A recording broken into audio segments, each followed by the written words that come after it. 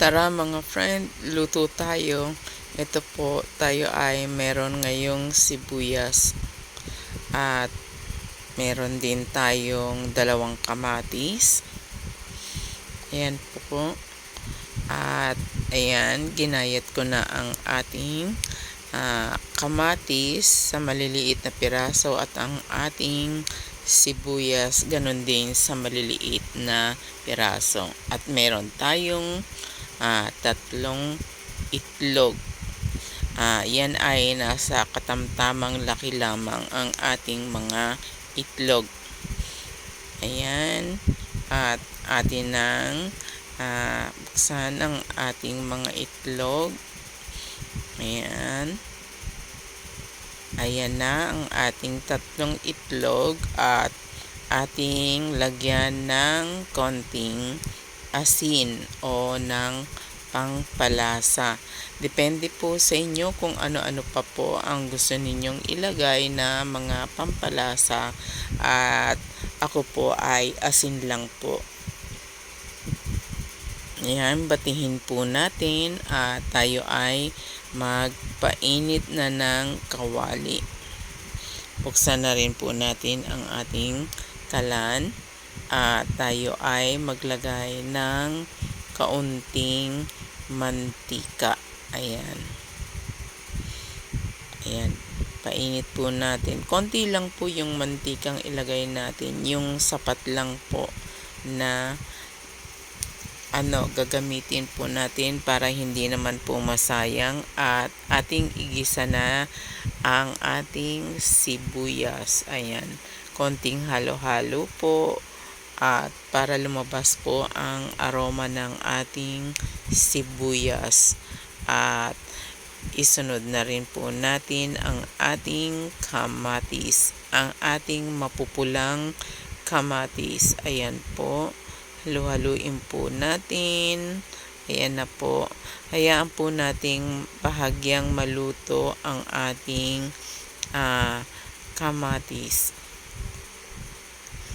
Paghalu-haluin po natin sila at lagyan din po natin ng konting asin o pangpalasa ang ating sibuyas at ang kamatis.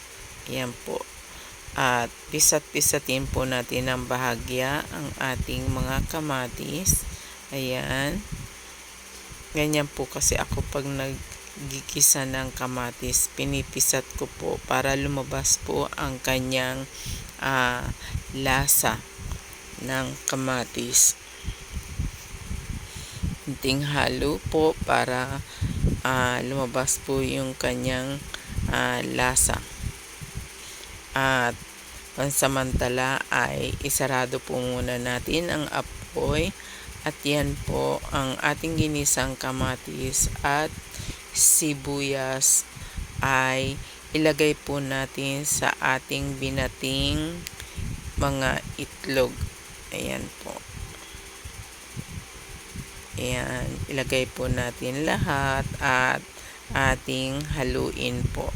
Ayan ang ating kamatis at sibuyas sa binating itlog para po mag-mix po sila, at gumamit po tayo ng bagong malinis na kawali at lagyan din po natin ng konting mantika.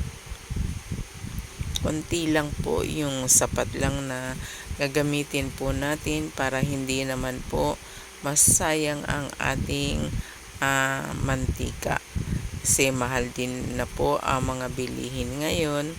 At maglagay po tayo ng bahagya ng ating binating itlog with kamatis and sibuyas. Ayan.